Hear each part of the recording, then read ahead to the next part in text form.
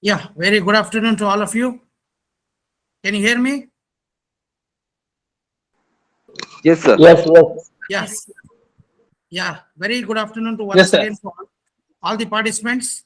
Yeah, today we will deal with the new topic, that is Wildlife Protection Act, which is also called as the mother of all the acts as far as wildlife is concerned.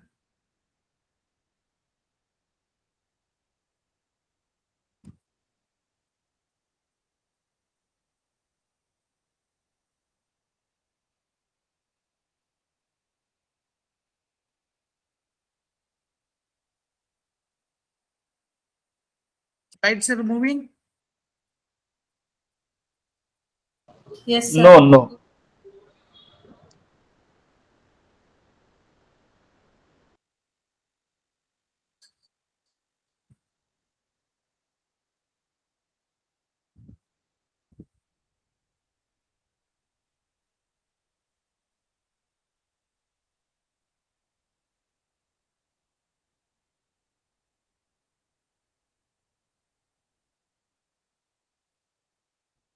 Yeah, now you can see the slides moving. Yes, Yes, sir. Yeah. So Wildlife Protection Act. Let us understand about the Wildlife Protection Act. What are the provisions in this act? So Wildlife Protection Act is basically act to provide the protection against the wild animals, birds and plants. So this act was passed in the parliament in 1972. So before going to the regarding the details of this act, let us go to the history regarding this act. These wildlife laws have been a long, they have been since the King Ashoka period, King of Magad Ashoka, who was the earlier, who has introduced laws regarding the prevention of the wildlife and environment in the 3rd century. So that means the wildlife laws have got a long history, and these have been time and again has been modified. So as far as the India is concerned, so we can trace back to the 3rd century, where King Ashoka has introduced these wildlife acts, and subsequently it was enhanced by the Britishers in 1887. The wildlife law that was entitled by the British was the Wild Birds Protection Act 1887. Again, some modifications were done. It was seen that these 1887 laws were inadequate for the protection of birds and animals. So in 1912, the Wild Birds and Animal Protection Act was passed in 1912, again by the British government. Then, after the Second World War, the freedom struggle of India started taking its shape, and after the independence, the Constituent Assembly draft the Protection of Wild Animals and Wild Birds Act in the state list, and the state legislations were given the powers to execute the laws. So the first comprehensive legislation to protect of the wildlife was passed by the Parliament in the by the President on the 9th September 1972. So this is till today it is called as the Wildlife Protection Act. So it is as per the 53rd Amendment of the 1972. So this Wildlife Protection Act. So we can, as I've just now previously told you, wildlife. So in simple way, as far as the history of wildlife protection legislation is concerned, we can see that in 1887, the first official law was passed by the Britishers, where the Wild Birds Protection Act, and then subsequently in year 1912, this was amended with the Wild Birds and Animal Protection Act. Now, the Wildlife Protection Act 1972, which is an umbrella act to protect the wild flora and fauna, is basically to provide the protection of the wild animals, birds and plants to ensure the ecological and environmental security of the country. So this act has been included the provisions for protection of the plants and animals, hunting, harvesting, and it has consisting of 6 schedules, which is been extended to the whole of India. So this act was amended in number of times, several times. Recently, it was amended in 2003 and 2007. And so instead of 6 schedules, it has been now 7 schedules are been included in this act. So these are the list of amendments that has been there as per the 42nd Amendment Act 1976, then Wildlife Protection Act 82, 86, 91, 93, 2002, then in 2003, 2007, the Wildlife Protection Act was amended. The mother of all these things is the Wildlife Protection Act is being framed on the basis of the Article 48 of the Constitution of India. In this, the provision of 48A, the Constitution of India directs the state to protect and improve the environment and safeguard the wildlife and forest. So that means this 1972 law is been the base of this is the Article 48A of the Constitution of India, and also the Article 51A, which imposes the fundamental duties to protect and improve the natural environments, including the forest, lakes, rivers, and wildlife, and to have compassionate for the living creatures. Now, what are the objectives of this Wildlife Protection Act? The main objectives are for it prevents the hunting of the wild animals and various species of the birds and punish the violators of the rules and regulation. It protects the endangered species. It provides the shelter and protection to the wild flora and fauna. It bans the trade and commerce of certain protected species. It preserves the diversity of flora and fauna of the country and to maintain the healthy ecological balance. These are the main primary objectives of the Wildlife Protection Act 1972. So in this act, some terminologies are there which are important to understand this law. Under this, the definition of the animal, it includes the amphibians, birds, mammals, and reptiles and their young ones. So in case of the birds and reptiles, their eggs, they are been included as animals. An animal article is any article made from the captive animal or wild animal other than the vermin, that is the animals that are in Schedule 5, and includes an article or object which are whole or any part of such animal has been used, and the ivory imported into the India and the article made from it. And the animal trap means any device designated to capture or restrain the animal. So habitat means any land, water, vegetation which is natural home of the wild animals. Livestock include cow, buffaloes, donkey, goat, camel, sheep, pigs, mules, yaks, bulls, horses, and their young ones. The meat includes blood, bones, ligament, eggshells, flesh, fat, with or without skin, raw or cooked animal, wild meat, or captive animals. Then the taxidermy means the curing and preparation of preservation or the mounting of trophies. The permit, it refers to the permission granted under this act or any provisions of the rules of this act. The taxidermy, you can see, this is the preservation of the wild animals by process. The trophy means the whole of any part of any captive animals or wild animals other than the vermin. That is means the animals that are in Schedule 5, which has been kept or preserved by any means, whether artificially or naturally.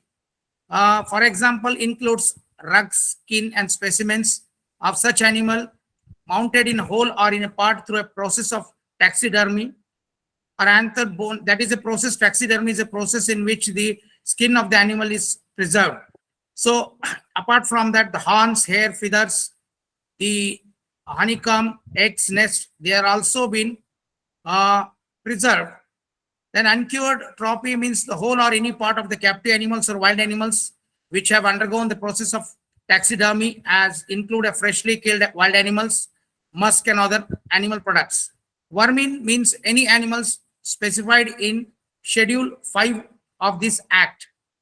So here, these are the trophies which we can see in the pictures, both the upper picture as well as the lower picture. You can see the different types of trophies, and they processed through taxidermy. They have been preserved.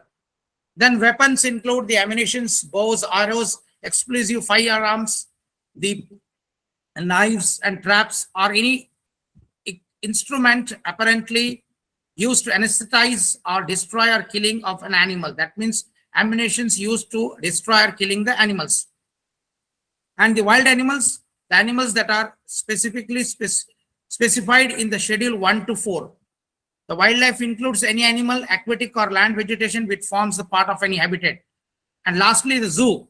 The zoo means an establishment, whether stationary or mobile, where the captive animals are kept for exhibition to the people, and exhibits the circus and rescue centers that do not include an establishment of a licensed dealer in captive animals. So initially 6 schedules were there in the Wildlife Protection Act. After the amendment in the Act in 2003, one more schedule was included, and now 7 schedules are there in Act. So let us go one by one the schedule. What are these? We go through simplified. There are a lot of technical language and issues are there. Let us understand in a very simplified manner. In the Wildlife Protection Act 1972, under the Schedule 1, the endangered species which need rigorous and absolute protections are being included. That means the species under this schedule are prohibited to be hunted and traded throughout India, except those are threat to human life. And if under this, the harsh punishment are being given to an individual for the violation of the laws. The species that are covered under this Schedule 1 are the Indian lion, tiger, the lizard, crocodiles, whales, shark, vultures, then the butterflies, then the sea cucumber. So that means the mammals, amphibians, reptiles, fishes, birds, insects, they are all included in the Schedule 1. Under the Schedule 2, second schedule, the specific species which need high protection under the threat to the human life, these are the macaw, these are the coyotes, Indian cobras, king cobra, mongoose. These animals are included in Schedule 2. In Schedule 3, that is here which the species which are not endangered and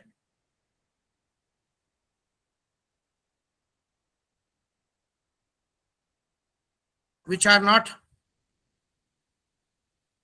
the penalty for violator is less compared to Schedule 1 and Schedule 2. Schedule 1 and Schedule 2, severe punishment is there. In the end, we can know what are the punishments regarding in this act. Here in Schedule 3, less punishment is been given, like barking, deer, hyena, wild pig. They have been included in the Schedule 3 species. In the 4th schedule, the specific species which are not endangered and they are included as a protected species, like hares, Indian porcupine, birds, cranes, birds like cranes, cuckoos, they are been included in the Schedule 4. And in Schedule 5, specific birds or animals which can be hunted, like common crow, fruit bats, mice, rat. These animals are included in the Schedule 5. And in the Schedule 6, specific plants whose cultivation is prohibited, like blue vanda, red vanda, these are included in the. And recently, Schedule 7 has been included. Here, specific species of flora and fauna are being included as per the CITES, that is Convention on International Trade in Endangered Species of Wild Flora and Fauna. These are being included. The examples that are coming under the Schedule 7 are under the bovine category, antelopes, cattle, goat, sheep. They are also included in the Schedule 7. Then in camels, deer, dog, foxes, cats, apes, monkeys, they are also included in the Schedule 7. Birds like hornbills, eagles, guinea fowl, they are also included. Earlier to 2003, these all were not included. After the amendment of 2003, under the Schedule 7, these all animals are being included. Reptiles, like crocodiles, snakes, then amphibians, butterflies, and plants species, orchids, they are also included.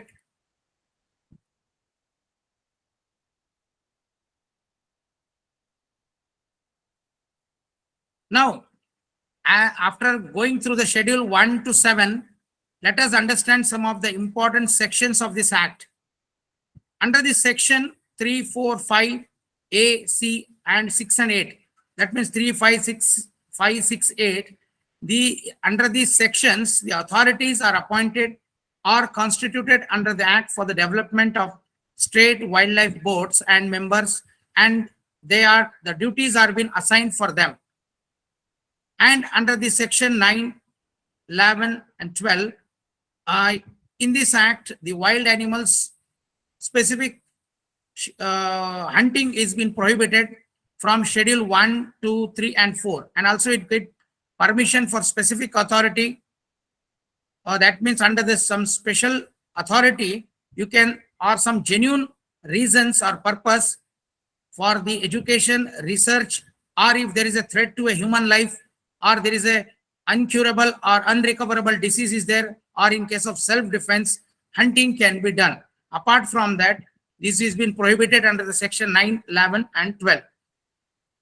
Then as per under the section 17, B, C, D, E, F, G, H, here a person, that means no person shall willfully pick, uproot, damage, destroy, or collect any specific plants from any forest land or any area specifically notified by the central government. That means the prohibited area, nobody can go and pick any kind of plants, or they cannot trespass in the forest land without the permission. There is a prohibition for sell or the transfer of land or gift or any specific plant, whether the plant is alive or dead, or any animal that is been there, or a derivative of the plants. So these are all coming under the section 17. Here total prohibition of cultivation of specific plants is there, except you have to take a license from the chief wildlife warden or any authorized person by the state government on his behalf. That means there is a provisions that no plants can be picked up from, or no any specific plants cannot be taken from the forest area or from any of the jungles or any of the restricted area coming under the central government of India or state government of India. Here it also prohibited the cultivation of specific plants, and it also sees that if a valid permission has to be obtained from the government, from an institution, for the permission for the start of research, collection, preservation, or display in a herbarium or any scientific institution. So if you want to put this kind of rare plants or this endangered species or flora and fauna protect, then you have to take a valid permission for this thing under the section 17. Then also for this, you have to carry out any business regarding the selling of such kind of plants. Then you have to take a license granted by the state government. So this is all, these are the ivories and this thing, they have been totally prohibited. These are the animal parts which you can get it in, it is a dead part. You may get it in the jungle or in somewhere the animal is dead. If you take this such type of things and if you sell it, it's a crime. Then declaration of the, under the section 18, declaration of prohibited area is there. That means this particular area has been protected for the development of wildlife or its environment. So under the section 19, declaration of an area or a reserve forest area or a territory water as a sanctuary. So wildlife sanctuaries are designated under the Act section 19. Under the section 24, it restricts a person or other than the public servant on duty so who has been permitted by the chief wildlife warden or an authorized person to reside within the limits of the sanctuary, a person who has any rights over the immovable property within the limits of the sanctuary. So that means it imposes a duty on every person that he resides in the sanctuary to report the death of an wild animal and to safeguard it. And if there is any kind of fire mishap in the jungle, then that fire has to be extinguished in such sanctuaries. So under the section 27, these are the provisions that have been made. Under the section 28, permission of the sanctuary, entry of sanctuaries or reside for some special permissions to be there for study of the wildlife or photography of the wildlife, scientific research or tourism has to be taken under the section 28. Under the section 29, 31, 32, 34, 33, 34, 35, it prohibits the destruction, exploitation, or removal of any wildlife causing fire, or entry of any weapons into the sanctuary, bans of using any injurious substances into the sanctuary, and it gives, under this law, it empowers the chief wildlife warden to control such activities and to impose the restrictions and to maintain the protection against such kind of offenders. Then the registration of such persons who are possessing the arms has to be restricted under these provisions. Now under the section 38 A, B, C, H, I, G, a central government can constitute a body to be known as Central Zoo Authority to exercise the power conferred on it under this act.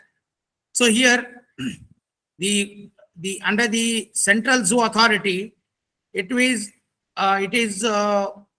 zoo has been formed, and through which the endangered animals, they are being kept as a breeding for purpose, and the animals are being protected here. And under this also, the act, it prohibits the teasing, molesting, injuring or feeding any wildlife or causing disturbances to the animal by noise or any other litters on the grounds in the zoo. So that means one can remember that under this Wildlife Act 1972, under section 38, the persons who do any kind of this nuisance things in the zoo can be penalized under the act. Now under the section 39, 40, 42, 45, 44, 48, 49, here the possession or sale of meat or uncured trophy or the scheduled animal which are there from schedule 1 or schedule 2, such type of animals they cannot keep, or they cannot keep the custody or sell or offer to sell such type of these animals. And if at all they want to do, they have to take the prior permission of the chief wildlife warden or the concerned authorized person. So that means here under this section 40, any wildlife or any animal article, trophy or uncured trophy, where possible, marked in the prescribed manner, such animal trophy or the articles or the uncured trophy for the purpose of identification, that prohibits dealing in the trophy and the animal articles. That means nowadays you can see that because of those things in the older days, when you can see in the movies and all those things, lot of poaching was done. The people, they used to feel very proud to sit in front of the animals. They used to take the photographs. They used to display that the animals that has been killed in the, nowadays such type of things are being totally banned. So the constitution of the Wildlife Protection Act prevents such under the section 40 doing this thing. Then also apart from that, it restricts the transportation of the wildlife without the permission of the central wildlife warden, and also the transportation should be done as per the norms set up by the government from time to time. And also if a person wants to carry out the business of taxidermist, or you want to keep the scheduled animals, then they have to take the prior permission in this regard. So this is how the brief about the Wildlife Protection Act. So in this act, one should always remember there are 7 chapters in this, primarily in the wildlife animal. Definitions are there, 7 schedules are there, And in this, the Wildlife Protection Act rules are there. The wildlife protection, specified plants, or the zoo policy, sanctuaries, they are been included. Now let us go to the other part, that is the National Board for Wildlife. Now, in continuation with this chapter 2 of the Wildlife Protection Act, under the section 5A, the National Board for Wildlife is been set up. It is a statutory body. So see, the some of the exams 10-mark question has been asked about the National Board for Wildlife. So it is an apex body and central advisory board mandate to offer the advice to the central government on the issues of the conservation of wildlife in India, and reviews and approves all the projects or welfare measures regarding related to the wildlife, national parks and sanctuaries. So National Board of Wildlife is an apex statutory body under the Wildlife Protection Act. Earlier it was Indian Board for Wildlife, which was formed in 1972. It was an advisory body, and now it has been constituted as National Board for Wildlife in 1972. So it is primary responsibility of this board is for the promotion of wildlife conservation and development of wildlife. Two things are there: promotion as well as development, promotion of wildlife conservation and development of wildlife and forest. So it approves the projects in and around the protected area for the national park, wildlife sanctuaries, the government projects. It is an advisory board. It advises both the central government and state government regarding the matter concerned with the wildlife conservation in the country. This National Wildlife Board consists of 47 members. Prime Minister is the ex officio member of this National Wildlife Board Advisory Board, and the vice chairman is the Ministry for Forest, is the Minister for the Environment, Forest and Climatic Change person is the chairperson, and it has got 2 MLAs. Then Secretary of the State Government will be there. Then it comes under the forest officers, and 1 secretary is there nominated by the Director Chief Wildlife Warden Office of the state governments. Then every time whenever the new government is formed, then every time this National Board of Wildlife is constituted under the Prime Minister as the chairperson, and it comes under the Ministry of Environment and Forest Science, and the Director of the Wildlife Preservation is the member for both this National Wildlife Board and its standing committee. Now, let us understand what are the functions of this Wildlife Board for India. The objectives we have seen, preservation and this thing, but the functions are to promote the conservation and development of wildlife, of the forest, to suggest the measures for the welfare of the forest, framing the policies and advising the government or promoting the wildlife conservation, controlling the poaching and illegal trade of wildlife, making recommendations on the setting up of national parks, sanctuaries and other protected area, carrying out impact assessment of various projects on wildlife or its habitants, and reviewing the progress of wildlife conservation in India, and preparing and publishing a status report once in 2 years on wildlife in the country. So these are the broad main functions of this National Board for Wildlife. Now coming to the another aspect of the Wildlife Protection Act is the tiger reservoirs, that is National Tiger Conservation Authority. So in this National Tiger Conservation Authority is also a statutory body under the Ministry of Environment and Forest, and it constitutes under enabling provisions of the Wildlife Protection Act. And it is, the main purpose is to strengthening the tiger conservations as per the powers and functions it is assigned under this act. It is this National Tiger Conservation Authority's mandate is based on apprehension of the tiger status, ongoing conservation initiatives, and recommendations of specifically constituted committees.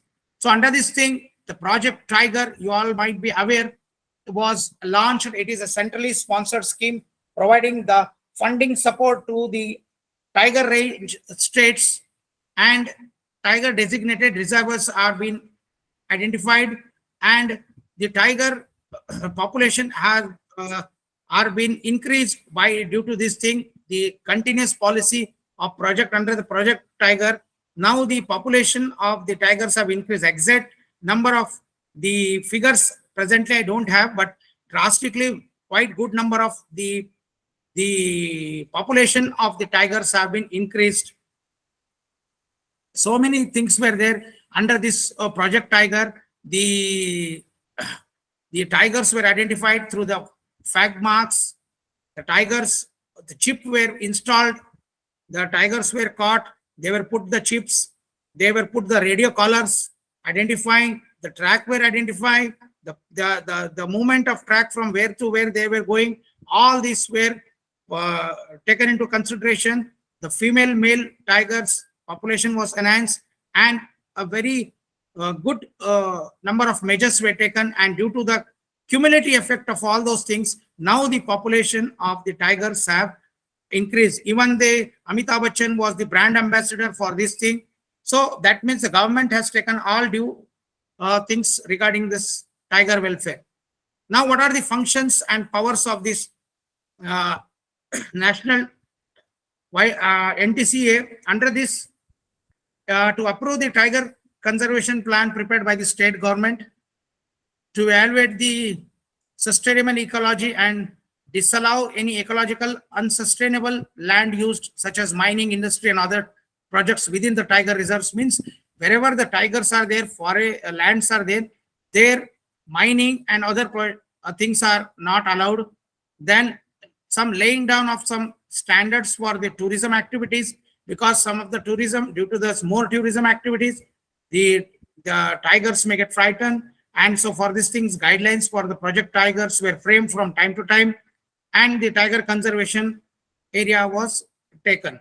Then apart from this, the provide measures for addressing the conflicts between men and wild animals. This is the main area where you can see that human man animal conflicts are going on in the near the national park area, or because of the nowadays urbanization, lot of the populations are being migrated towards encroachment of the lands are being there. So you can see that elephants are also coming to quite oftenly to the residential areas. Likewise, you can see tigers are coming quite oftenly, leopards are coming. So to buffer, to cordon off this area, to ensure that there should not be a conflict between men and wild animals, so fencings are being done. The tiger population where it is more, so the rehabilitation of the persons nearby the areas are being done, and even the animals, the grazing animals, they are not been put it out. And like this, so many very advanced and very constructive things have been taken in care regarding under this NTCA Act.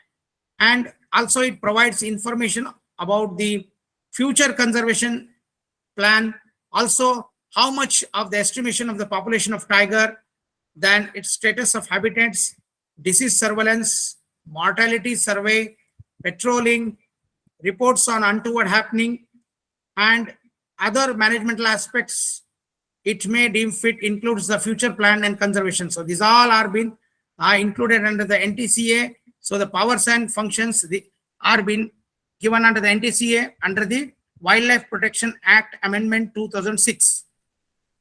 So these are here one interesting thing one can see that nowadays some of the animals, they have been poached for the skin of this thing. If you find that such kind of skins are being sold in the market, they have been kept illegally, then a huge punishment is there under the law. And sometimes nowadays artificial type of this kind of the skin of tigers are also being made. Then also apart from that, approve or coordinate the research activities related to the ecological and socio-economic parameters and their evaluation. Then the ensure the tiger reserves and the areas linking one protected area should be protected, and the approval should be taken from the NTCA. Then also facilitate and supports the tiger reserve management in the state.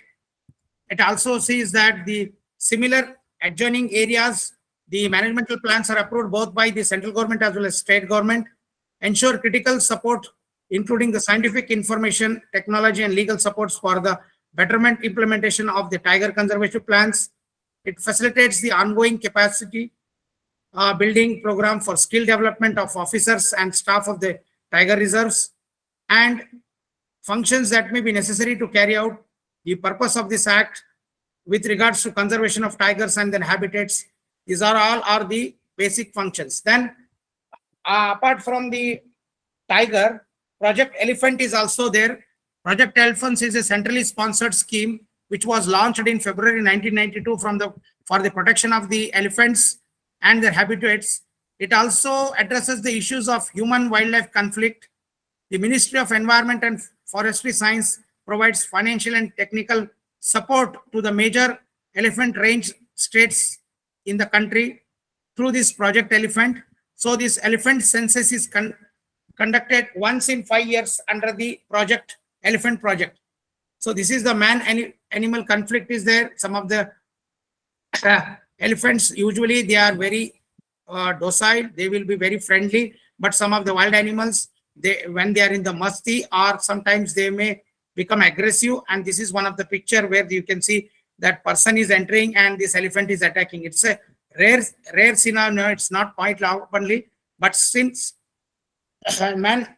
And now coming to the another aspect of the population counting, elephant counting methods, they are usually done in two ways. That is directly counting method, and another is indirectly counting. In directly counting method, the counting of the elephants is based on sighting of the elephants and their numbers. An indirect method is by use of the dung decay formula, which is there used for to estimate to see the population of the elephants.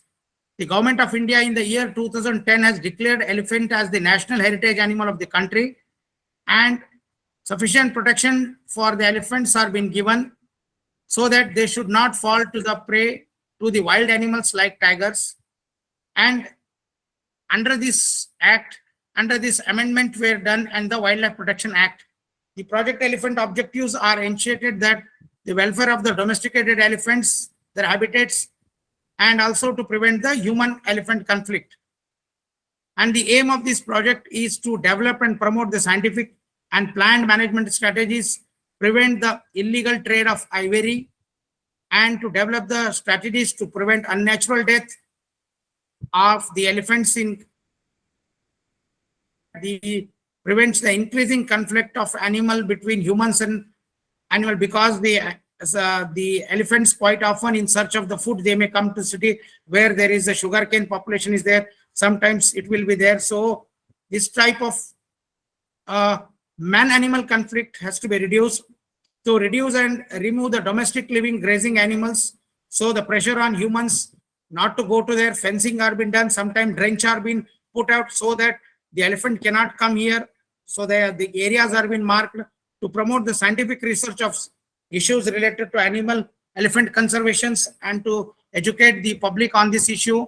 Lot of NGOs, lot of the botanist people or the wildlife graduates, students, they are taking so much of the works regarding this research things regarding the conservation of the elephants. To facilitate the veterinary care for proper breeding and health care, the domestic elements, and to facilitate eco development for the elephants. So in this care, lot of things have been taken. For example, what I can know is that veterinary care, the tuberculosis problem is more in case of the elephants. So the elephant trunks are, the water from the elephant trunk has been taken and it has been subjected to the laboratory diagnosis for the identification of tuberculosis in the elephants. Then also the amphistomes. Amphistomes are more as the elephants live in nearby the marshy area, nearby the lake ponds. In that, lot of amphistomes are been there. Amphistomes, if they are more in number, that leads to mortality of the elephants. So such type of things are being taken care. Then coming to the chapter 3rd of the Wildlife Prevention Act, here hunting of the wild animals and protection of the specific plants are being there. Here hunting has been totally prohibited. So no person shall hunt the wild animals that are scheduled in 1 to schedule 4. And hunting only permitted when it becomes dangerous to human life or dangerous to the property, that means standing crops, or if the animal is disabled or the animal is disabled, deceased, on the permission of the chief wildlife warden, such animal can be killed. So no other animal can be killed, and apart from that, in self-defense, a person can kill any wild animal, and the whatever the animal that is killed, that will be the property of the government only. So the grant of permission for special purpose, the chief warden can give special permission for the wildlife for the sake of education, scientific research, and for the collection of specimens for the zoo, museums, and also for the derivative collection and preparations of the snake venoms, or for preparation of the life-saving drugs. These special permissions are been given by the chief wild warden to protect, take these things. Then apart from this, the picking or prohibition is been totally there in the forest area, but in this act, the member from the scheduled tribes of that particular area is been given exemption. Apart from that, also the any kind of damage, willful pickup, collection from any plant from any forest area is been totally prohibited. Under the special provisions, this can be given the same things that regards to the plants. Now, apart from that, cultivation of specific plants will be there. Only those persons permitted by the chief wildlife warden or any other official authorized by the state government can cultivate a specific plants within the forest area. That means you cannot go and plant on your own whimsy and whims. Only permission, prior permission has to be taken, and based on that only some of the plants can be reared.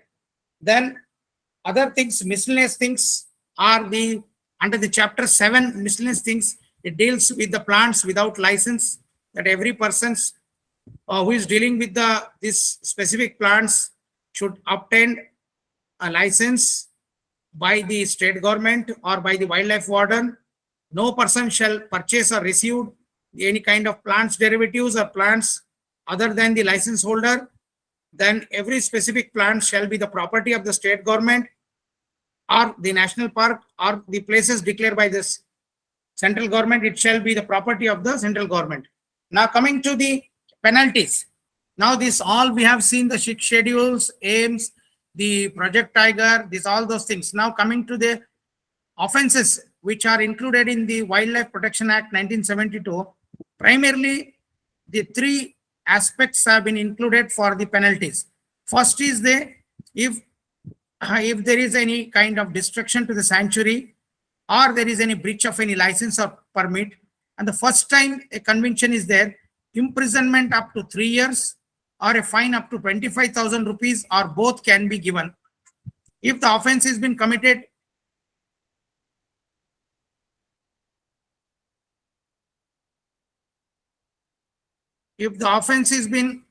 second offense has been committed in relation to any schedule 1 or schedule 2 or any kind of such animals, meat or any such wild animal, or any alteration of the boundaries of the protected areas of the sanctuary or the forest area, then there is a punishment of 3 years imprisonment, which may be extended up to 7 years. In addition to this, a fine will be there, the fine not less than 10,000 rupees. So thirdly, for offense related to trade or commerce in the scheduled animals part, schedule 1 to schedule 2, schedule 3 of the Wildlife Protection Act, not less than 3 years imprisonment, which may extend it to 7 years. In addition, there is a fine of not less than 10,000 rupees provision is been there. So 5 years imprisonment. Here the second offense, you can remember the famous Salman Khan case was there, where he was given a penalty of 25,000 rupees and 5 years imprisonment was given under the Wildlife Protection Act 1972 Second Amendment. You can remember that thing, where he has gone for the hunting of the deer. So nowadays these are the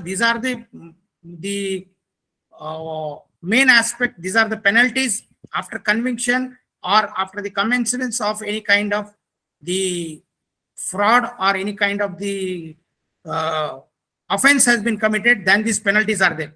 But the main difficulty in arises in the wildlife is that lot of lacunas are there. So many crimes that are not been detected, or they are not been, because in any court of law, if you want to prove the crime, then you have to have some scientific evidence or some kind of very concrete evidence to prove the culprit. So in this regard, the Wildlife Crime Control Bureau was set up. It is a statutory body under the Ministry of Environmental Forest to combat the organized wildlife crime in the country. The bureau has its headquarters in New Delhi. It has 5 regional centers, 3 sub-regional offices, and 5 border units under the Wildlife Protection Act 1972. The mandate of this Wildlife Crime Bureau is to collect the intelligence related to the organized wildlife crime activities and to disseminate the same to the states and to the other enforcement agencies for immediate action, so as to apprehend the criminals, and to establish a centralized wildlife crime data bank. It coordinate actions by various agencies with the enforcement of the provisions of this act.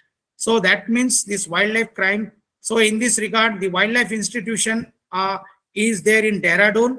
So first Wildlife Forensic Lab University is going to be set up recently. The central government has given permission. So I think in Hubli, Dharwad district, this new forensic university is going to come, primarily dealing with the wildlife related crimes only. Then to assess the foreign authorities and international organizations to concerned to facilitate, to coordinate and universal action for the wildlife crime control, to capacity building of the wildlife crimes enforcement agencies for specific and professional investigation into wildlife crimes, and to assist the state government to ensure success in prosecution related to wildlife, advise the government of India on issues relating to wildlife crimes having national and international ramification related policies and law. And also this Wildlife Bureau will also assist in advising the customs authorities in inspection of the consignments regarding the flora and fauna as per the Wildlife Protection Act, as per the sites and the other government laws. So that means this is specifically Wildlife Crime Bureau control will be there to assist to related to the wildlife crimes regarding the national as well as international, and to coordinate that the crime related bank data is being set up. So this are been there. Now coming to the another aspect regarding the Wildlife Protection Act is the protected area. Under this, the national parks, sanctuaries are been there. Sanctuary, it refers to a special area location where the wild animals live in a natural environment protected from the people. So the different declaration of sanctuary, state government may declare any area as a sanctuary if it has an adequate ecological flora, fauna, geomorphological, natural or zoological significance for the purpose of protecting, propagating or developing the wildlife or its environment. Further, it will issue a notification regarding the limitations of the area and to the date. In this, the area, once the area is been identified, then restrictions will be there. A public servant on duty can be permitted. Otherwise, no authorized person can be move into that limits of the sanctuary. Then you have to take the appropriate permission from the authorities. Then even the offenders who are going, they can be arrested, or the damage any done to the boundary or any wrongful way, such type of persons are also been they are being prevented. Then actions like teasing or molesting or wild animal or littering the ground of sanctuaries are not permitted. Then fire that is there, it has to be extinguished. So these are all been taken there. Then grant of permission can be given for under specific circumstances, like for photography, tourism, investigation of the wildlife study, scientific research, such type of them. There will be permission will be given under subjected to conditions and on the payment of prescribed fees by the wildlife warden. Then destruction in the sanctuary prohibited without a permit. Here, destruction, exploitation, or removal of wildlife is prohibited. Then state government can issue and exploit can get ratified satisfied that such destructions are necessary for the betterment of wildlife. Then only they can give the permission. Then the wildlife warden can issue permission for this thing. Otherwise, the exploitation or removal of the wildlife from the sanctuary is totally prohibited.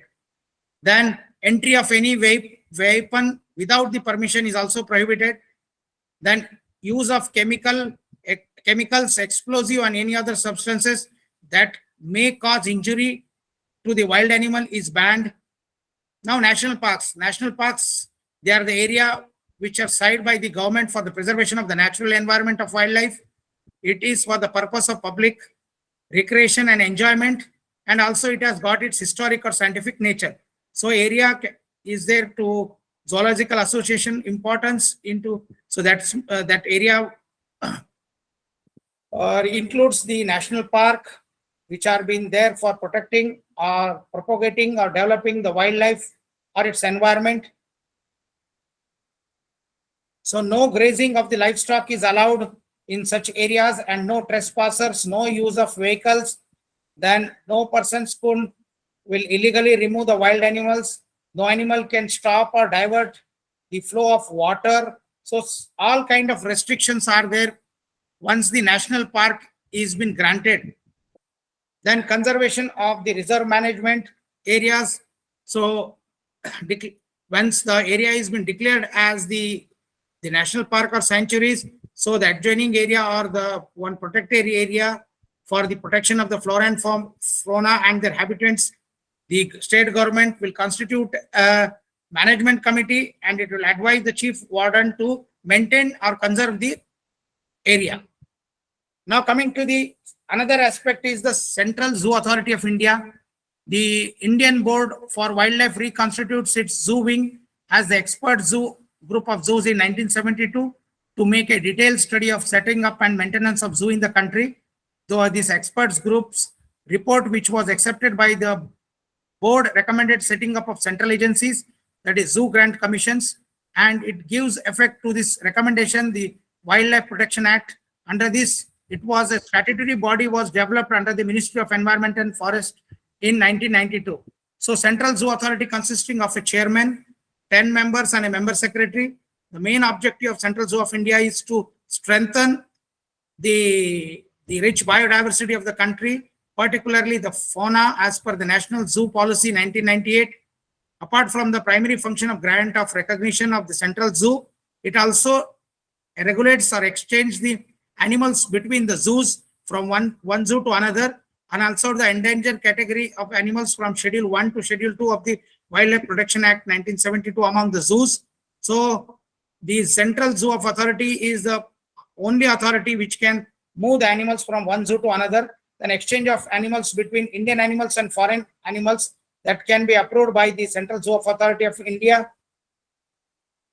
Then the Central Zoo of Authority India's vision is to see that they are supportive of the conservation with the competent environment and the staff, good education and imperative facilities with the support of people and self-sufficient. The mission is to keep better upkeep and veterinary care to the wild animals that are being housed in India, and to see that they have developed having the best practice managements, and so that they will feel that they are living in a natural habitat, and also bringing education and awareness among the people, especially the children's and the younger generation regarding the wild animals. So these are some of the pictures of the forest areas. They have been protected, so restricted forest. This is the picture from the Malnad region area of Karnataka. The community reserve management, the state government may, where the community or any individual has volunteered to conserve wildlife and habitat, declared suppose a persons where the individuals have voluntarily want to conserve the wildlife and habitat, declare any private or community land as a sanctuary, then these reserves, private lands can be held according to the rules and regulations assigned by the government of India. So state government shall constitute a committee and it will help in the managing the reservoirs. Now, some of the wildlife sanctuaries in India, notably under the section 18, the wildlife sanctuaries or national park, they have been declared in India. So these are some of the sections under which the restrictions of illegal entry, prohibition of destruction, then entry of the weapons, ban of injurious substance, then the empowerment given to chief life warden, registration of the arms in possession to certain persons are being there. Now, India has 515 animal sanctuaries referred as the wildlife sanctuaries. Among the 41 tiger reserve sanctuaries are there. Some wildlife sanctuaries are specifically named bird sanctuary, and some of them are the Gharial Wildlife Sanctuary, preserving the Gharial. So like this, specific national wildlife sanctuaries are there for specific. That Kaldev National Park is there. This Ranthambore National Park is there for protection of the tigers. And coming to the Karnataka, my home state, where the Karnataka, almost 20% of the area is covered under the forest, and the Western Ghats, what the picture we saw is the biodiversity hotspot. So these are the wildlife sanctuaries of Karnataka. That is the established area and the area. So Mukambika Wildlife Sanctuary, Bhadra Wildlife Sanctuary, these are the Kaveri Wildlife Sanctuary, Ghataprabha Bird Sanctuary. These are some of the prominent wildlife sanctuaries. Along with that, Dandeli Wildlife Sanctuary, Gadvi Bird Sanctuary is there, Someshwara Wildlife Sanctuary, Talkaveri Wildlife Sanctuary, Rangantitta Bird Sanctuary near Mysore. So these are the some of the famous. Then Ranebennur Black Buck Sanctuary is there. Recently, zoos are in Karnataka too. Very famous Mysore Zoo is there. Apart from that, small zoos are there in Gadag. Also, a zoo is there. Apart from that, in Kamlapur near Hospet, Atal Bihari Vajpayee Zoo, Biological Park Zoo is there. Bear Sanctuary is there. Banerghatta Zoo is also there. So, lot of zoos are there in Karnataka also. Likewise, in other respective states also, the government of India as well as the Wildlife Authority of India, the Ministry of Environment and Forestry has taken a lot of efforts in preserving the flora and fauna. They have taken all those things. Now, coming to the concluding part of the today's class, here you can see that there is still, you can see the lot of tourists are been there. Animals, they have been sometimes because of the movement of the vehicles, there is causing disturbances to the elephants, and like this thing, lot of hit and run cases are there. Deaths are also occurring due to accidents or due to other things. So such things has to be protected.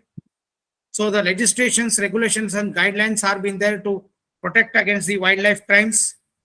So concluding, no matter whatever might be the legislations are formed, no matter whatever may be the regulations, ultimately it is the responsible citizens of the nation who has to come forward and consider this issue of wildlife protection as our duty and work for the welfare of the wildlife. So unless and until we consider it as a wildlife protection and it is our fundamental duty, then only we can stop this thing. So do not let them to be in history. So wildlife conservation should be done. So for this thing, the numerous laws are there. One of the pioneer law is the 1972 Wildlife Act, Prevention Act is there. So in this act, so many things are there. Lastly, to summarize all those things, here under this different 7 chapters are there. So different penalties are been under the chapter 6. Prevention offenses penalties are been there. 3 years to 10,000 rupees to 25,000 rupees penalties are there. 3 years to 7 years imprisonment is there. So these are all the fines are been there, but still a lot of people, they escape from the after committing the crimes. So the investigation agencies nowadays, National Forensic Wildlife Forensic University is coming up. So many educations have been done. Nowadays, the radio collar things are being kept.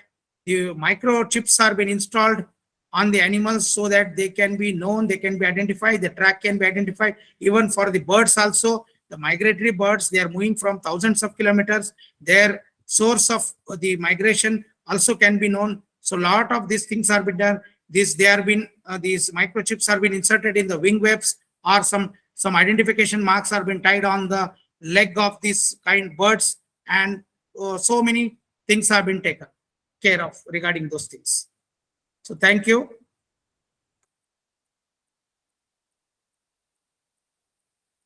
Any questions is there? I can please answer that. I know it's a on Sunday afternoon, you will have to see the laws and all those things. It becomes very cumbersome for you, but Wildlife Protection Act is a very huge act. It got a lot of amendments, because as time and again come, the people are very clever in the court of law.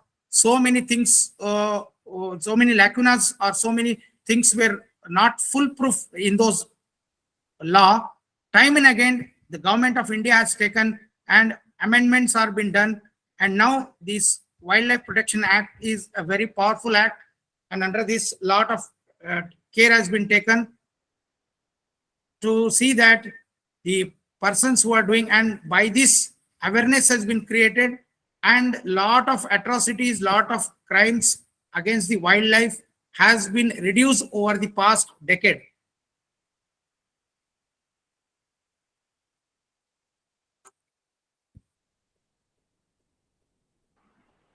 Hello. Hello. Yes, sir. Yeah. Good afternoon, sir. Thank you very much Yes. for the nice presentation and presenting everything in a very concise manner.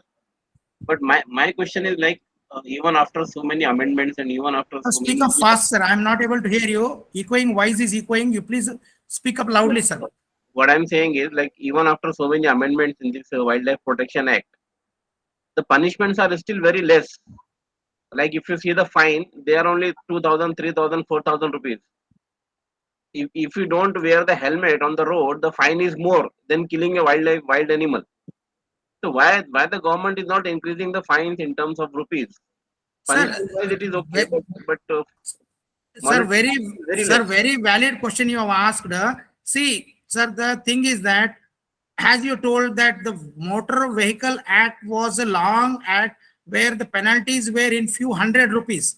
Yeah. Now, after 75 years of independence, this amount has been increased. The purpose of increasing the penalty or fine was that the person who are committing the offense, they should have that fear in their mind that they should not do it.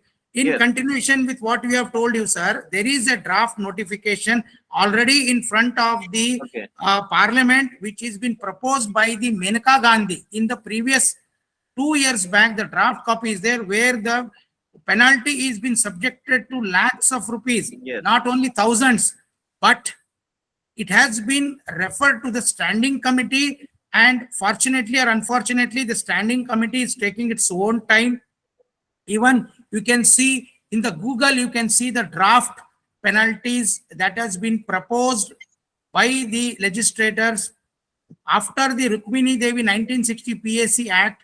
Now this PAC Act penalties are been increased, and also the Wildlife Protection Act, all they have been increased, but it has to go through the process in the Parliament, both in the Lok Sabha and Rajya Sabha.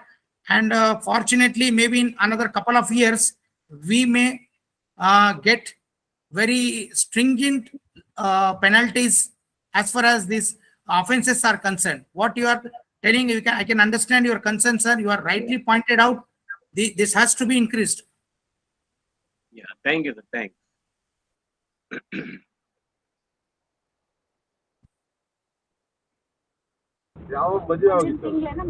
Good afternoon, sir. Yeah, Dr. good Murugesh. afternoon. Sir, nice presentation.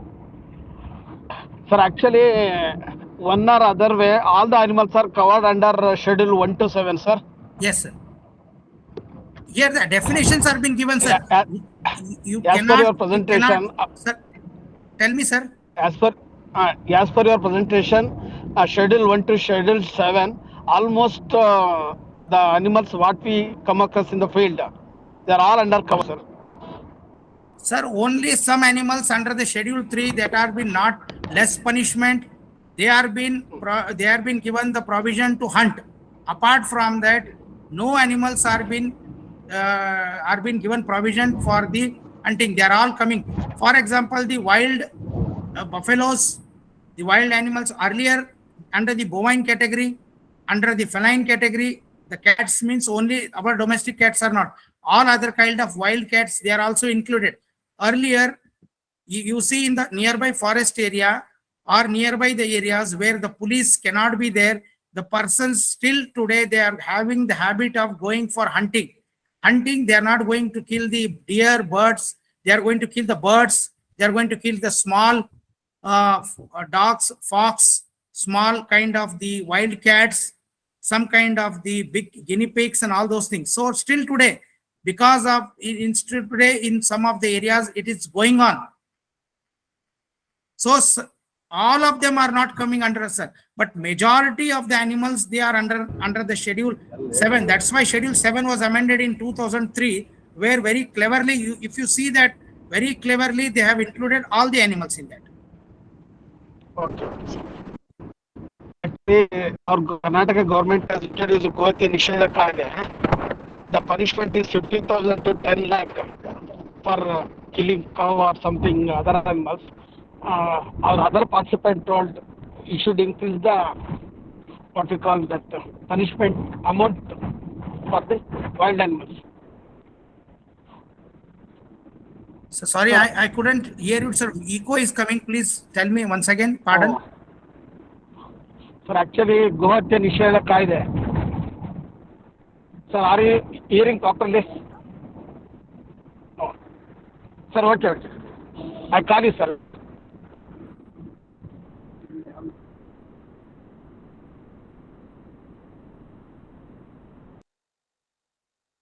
Sorry, I couldn't hear Sir. you. I think next time I may put the earphone. Please. That will be better. Yes.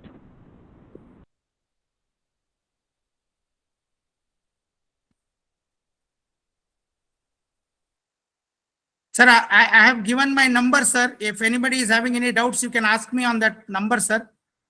My phone number I will give you. I have given you, sir. Please, you can call me on that number and you can ask me anytime, sir. It will be my pleasure to answer that.